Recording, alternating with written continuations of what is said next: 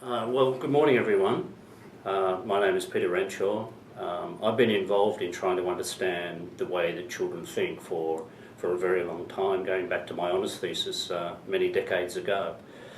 I think there's two interesting ways to think about how children make sense of the world. And I think one is in terms of their experience and the stories that they begin to tell from their experience. So one way is based around little scripts that they develop as they begin to learn language. They begin to talk about events, things that happen to them.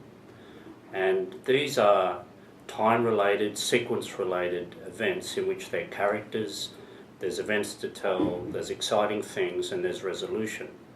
So one way that our mind develops really is around the notion of a narrative, a script that we tell to others, that we tell to ourselves about what's happening to us.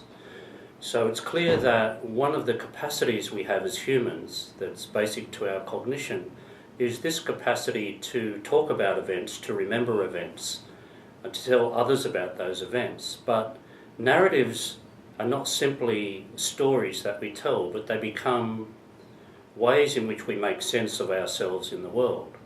So you can think about narratives or scripts as ways that we make sense of ourselves. They become defining features of a self-identity.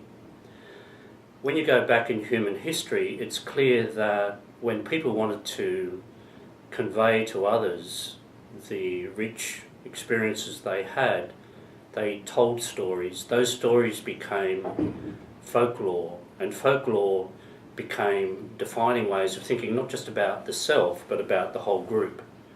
So you can see the relationship between the way that we think, the way that we develop, the way we remember as both being important for the individual and for the whole group. So I think one capacity of humans then is this capacity for storytelling. When young children are developing language, we talk about their capacity to remember events as a script. It's a form of a schema. A script allows you to put into words where you are, what's happening there, who are the characters, and they become sort of ritualized and fairly stereotypical.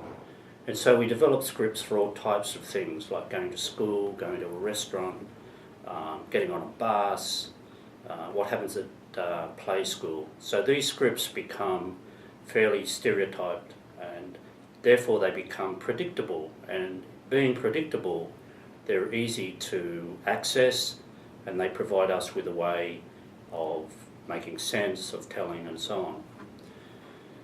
On the other side, away from narrative, we don't only have the capacity to remember events and turn them into narratives and stories, but we also have the capacity to understand the world in terms of some fairly abstract concepts that get built up into sort of concept maps, if you like. These are conceptual structures that help us understand the relation of things and the features of things. So the appearance, the colour, the shape, the size, the relationship of this thing, say in a causal connection, that water smashes over and it turns that over. And there's the features of a concept that we build up into a conceptual structure. So in broad terms then, we have sort of two ways of understanding the world, of cognizing. So on the one hand, we have scripts that lead into narratives that become defining aspects of who we are. On the other hand, we have conceptual structures that get built up into organised networks of ideas that get interconnected with each other, so that we can understand the natural world, the physical world, as well as the social world in terms of these rich networks of interconnected concepts.